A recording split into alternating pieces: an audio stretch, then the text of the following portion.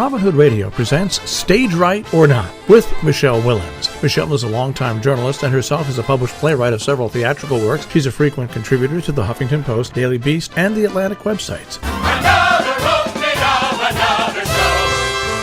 Well, today I am talking revival, remembrance, and replacement, so stick with me. Well, now you've got to love the Mint Theater, and I, along with many others who report on the stage scene, certainly do. Now, this is a company run by Jonathan Bank that finds old chestnuts and tries to make them new again. Well, that's not entirely accurate. They don't modernize or update them in any way, but the point is to give forgotten, ignored, even unsuccessful plays another hearing. The one just opening at the company's Theater Row locale, the Beckett Theater, is a proven example. The show is called Days to Come, and the draw here is the author, Lillian Hellman. The Mint usually finds plays from across the Atlantic, like its last production, Conflict, which was about two sparring political Brits. It felt like it could be taking place today. But this time it's an American piece by a treasured, if controversial, writer. Now, I spoke with Bank during intermission, and I asked him if he was concerned that Days to Come, that its original Broadway debut in 1936 lasted just 1 week, with no more days to come. It was not treated kindly by the critics, and William Randolph Hearst famously walked out smack in the middle of it. That was likely due to the fact that the play deals with a strike, and, well, Titan Hearst had little sympathy. All that intrigued more than disturbed the Mint Theater. The truth is, Days to Come is not a particularly good play, but it's always fascinating to listen to a writer's voice at the early stages of her career. You can't help leave this one without being impressed that Hellman picked up her pen, in those days I think it was, and go on to write 10 other plays, including The Little Foxes, Toys in the Attic, and Watch on the Rhine. Days to Come was not Hellman's first play, by the way. That was The Children's Hour, which dared to deal with the subject of lesbianism. It was successful and later became a movie. Hellman was allowed to adapt her play, but the gay thing had to come way down. The writer's personal life, frankly, was more interesting than much of her work. Her involvement with left-wing, even communist politics, and her 30-year relationship with Dashiell Hammett. They never married. That was dramatized in the film Julia, starring Jane Fonda and Jason Robards. Do I digress? Well, that tends to happen when discussing Lillian Hellman. This current production, a bit too sluggishly directed by J.R. Sullivan, is an 11-character piece that has its share of lefty leanings and messages. It deals with a hairbrush factory. We make the best brushes in America, is the proud boast. It takes place in Cleveland in the Depression-era 30s. The characters are not always brought to life, and the interactions are frequently awkward. I'm sure the acting could be better, but I do think most of the problem is in the writing.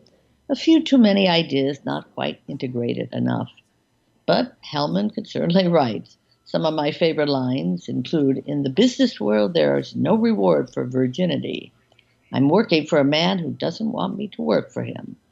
You can see Hellman's union versus corporate politics already rising to the surface. She was also onto a contemporary issue that resonates today. "The guns sound different when they're not for fun," says one character. "Before I leave here, they're going to have to put them away." Hellman's feminist mind was clearly percolating long before that became Me Too-ish. "You're a fine lady," says one character, "and I'm frightened of fine ladies. They usually land men in cemeteries. My mother wanted me to be rich enough to hate where I came from. Well, I hated her instead." The history of the show, by the way, did not begin with that disastrous review and end here. In 1978, there was a revival off-Broadway, and that time the reviews were more positive. In one of her own writings years later, Hellman defended Days to Come, writing, "It's a good report of rich liberals in the 1930s, of a labor leader who saw through them, of a modern lost lady, and has in it a correct prediction of how conservative the American labor movement was to become." Well, her defense reads a little better than this one plays, but if you want to hear a playwright revving up both in her art and her politics, Days to Come may intrigue you. Now, on to another subject. I think I've only spoken here 2 other times about notable deaths in the theater world. those being Mike Nichols and Edward Albee. Well, I would be remiss if I didn't mention Neil Simon passing away this week at the age of 91. Simon would probably have an apt wisecrack about not even getting top billing on his death. That would, of course, be John McCain, whose life and death are pretty much covering our news cycles. No, Neil Simon did not serve his country that way, but he surely supplied a million laughs when we needed it. From Barefoot in the Park to The Odd Couple to his autobiographical trilogy, including Biloxi Blues and Brighton Beach Memoirs, Simon did it all, from TV's golden comedy years to movies, but mostly he was a man of the theater, which is why there is one on Broadway that carries his name. Rest in humor, Neil Simon. And finally, the most interesting and I think potentially exciting theater announcement of the week is that Laura Benanti will be taking over the role of Eliza Doolittle in My Fair Lady. That starts in October. Lauren Ambrose will be moving on to a television project. And this is one of the rare times when the replacement will most likely be better than the original. Ambrose, a fine actress, surprised many people in that she could sing nicely. But she ultimately was a disappointing Eliza for many, myself included. A heaviness kind of set over this production. My hopeful predictions for the role originally were either for Annalee Ashford or, yes, Laura Benanti to be Eliza. They can sing, they are loverly to look at, and they have great humor. This casting coup is going to truly help the production, which was starting to put up reduced ticket prices, due, I think, to less than rapturous word of mouth and the lack of any Tony Awards. Laura Benanti will bring exactly what is needed at Lincoln Center, and I would think there would be a lot of people, myself included, who will actually return to see it again. Well, the only time I can think of when a star was replaced by a better fit was when Bernadette Peters, a huge talent but miscast as Annie Oakley, was replaced by Reba McEntire in Annie Get Your Gun. I'm sure there may be others, Jill, but none come immediately to my mind. Well, and let's not forget, I'm sorry, my sidebar of cultural appropriation. It's like they're actors, but forgetting that for a second. No, you gave your ideal Eliza Doolittle some time back, and she was, I can attest that she was definitely on that list. I have a you might not even know the answer, but who makes that decision? Like who sits down and goes, okay, great, we need to liven things up a bit. And this would be.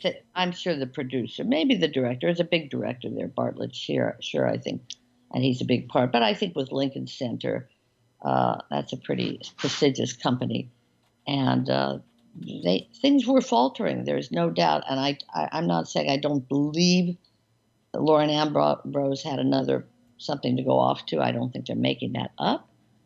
But it needed something. I don't know. Wouldn't it be nice to have been in that room where it happened? Whether there's more going on here, maybe, but something needed to change. It was definitely faltering. And they didn't expect that with My Fair Lady. I think they expected one of those 2-year runs like they had with South Pacific, all the Kelly O'Hara shows. That was the other actress people thought would be the perfect Eliza, Kelly O'Hara, but I didn't think that would happen. I just think Laura Benanti is a perfect choice. She rarely misses in anything, and she is beautiful, and she can sing amazingly. Anyway, I don't know, but I think it's going to possibly save that production. And what would call it? How would people know it was saved? Like how long does it have to go for it to be saved? Well, I think it'll be interesting. I bet they start reporting the ticket sales, which they do, and we could find out if there's an uplift in ticket sales. You can walk by the ticket booth and see if it's on half price. I was shocked when it went on half price, at the tickets booth. And that was really after the Tony Awards when it got shut out virtually. And by the way, the winner, the one that beat it, Once on This Island, which had been faltering and now sells out every show. And Carousel, which was the other show that opened with My Fair Lady. And that one is closing. Right. So you can't say you can't say Tony Awards don't have an impact. They Well, do. They do, and I think that you might have discovered something about why they do, because we have all of these wonderful insular universes, whether it's a political universe or Broadway or the different facets of the entertainment. You have writing. There are just and people within those universes know who they are and what they do and know what they're and often the expression of what's going on there isn't reported on. I'm trying to be diplomatic. It's not. People on the outside don't know what's going on the inside, essentially, even though they are being told stuff. So, one of the things that the Tony Awards, and kudos to CBS for keeping them on, frankly, does, and one of the reasons that people fight for that 35 seconds on the Tony Awards is because it brings it widens it out. Totally. I mean, we forget how few people ever get to Broadway, obviously, in this country. But that does a tremendous service. And I don't know what this one, but yes, they have an impact. And, to get back to where we started, most people go for a show that has great word of mouth. They go for a star, whether it's Denzel Washington or they go for a play that gets unbelievable reviews, like a Hamilton, a once-in-a-lifetime kind of. And occasionally they go for the playwright, which is kind of how we started today.